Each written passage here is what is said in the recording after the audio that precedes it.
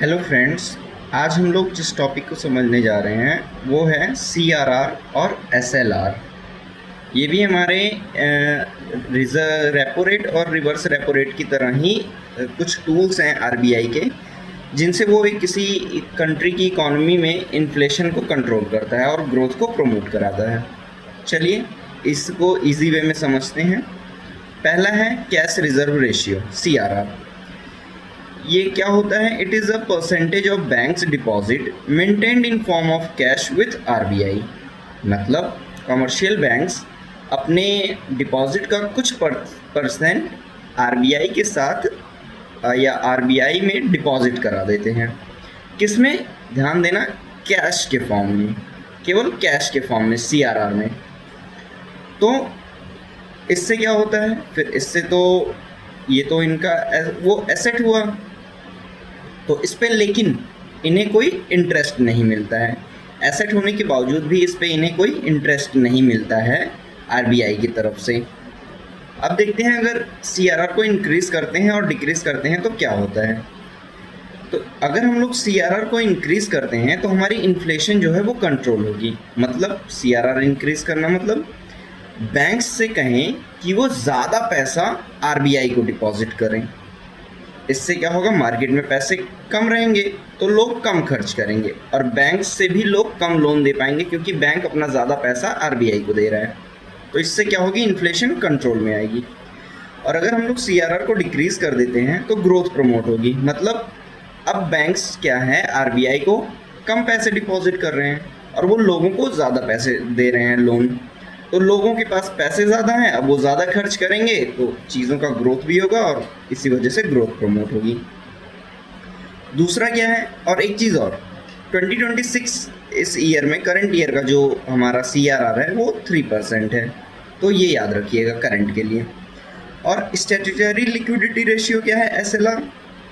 It is the minimum percentage of deposit that the commercial bank maintains with RBI in the form of gold, cash, bond and other security.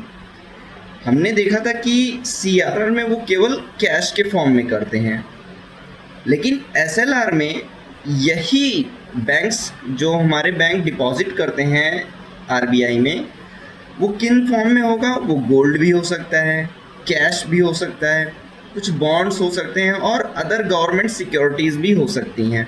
तो यहाँ केवल cash के form में नहीं है, यहाँ अलग अलग गोल्ड, बॉन्ड, सिक्योरिटीज़ और कैश, इन सारे फॉर्म में आरबीआई को पैसे डिपॉजिट करते हैं। और यहाँ जो सबसे इम्पॉर्टेंट बात है वो ये कि यहाँ पे बैंक्स को कुछ इंटरेस्ट भी मिलता है अपने उस डिपॉजिट पे। तो करंट ईयर 2026 का जो रेपो एसएलआर है वो है 18%। अब आइए देखते हैं इफेक्ट किसका? एसएलआर का। ये क्या करता है और क्या नहीं हो पाता है इससे। तो एसएलआर को जब हम इंक्रीज़ करेंगे तो ये भी क्या करेगा? इन्फ्लेशन को कंट्रोल करेगा। सीधी सी बात है, अगर बैंक्स अपने सारे कैश, गोल्ड या सिक्योरिटीज़ को आरबीआई में सबमिट कर दे रहा है, जमा कर दे रहा है, डिपॉजिट कर दे रहा है, तो उससे लोगों को देने के लिए कुछ नहीं है या कम है। तो जब लोगों के पास कम है और वो लोगों को कम लोन दे रहा है तो मार्केट में पैसे कम है, तो इस वजह से इन्फ्लेशन कंट्रोल में रहेगी।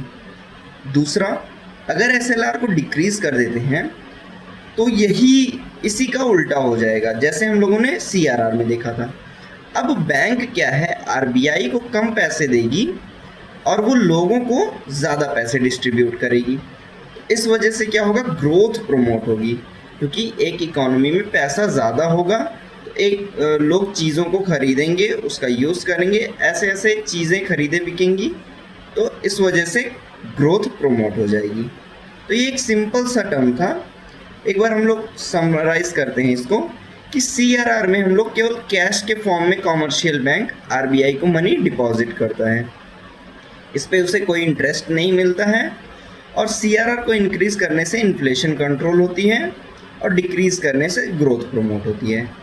ऐसे ही एसएलआर में ये भी, यहाँ भी मिनिमम परसेंटेज होता है जो कमर्शियल बैंक आरबीआई के साथ डिपॉजिट करते हैं।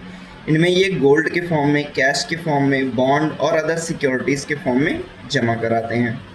यहाँ भी SLR को अगर इंक्रीज़ करते हैं तो इन्फ्लेशन कंट्रोल होगी, और अगर डिक्रीज़ करते हैं तो ग्रोथ प्रमोट होगी। SLR में एक और इम्पॉर्टेंट चीज़ है कि यहाँ बैंक्स को कुछ इंटरेस्ट भी मिल जाता है। तो आई होप ये एक आसान सा टॉपिक था, आप लोगों को समझ में आया होगा। मिलते हैं नेक्स्ट वीडियो में। Thank you.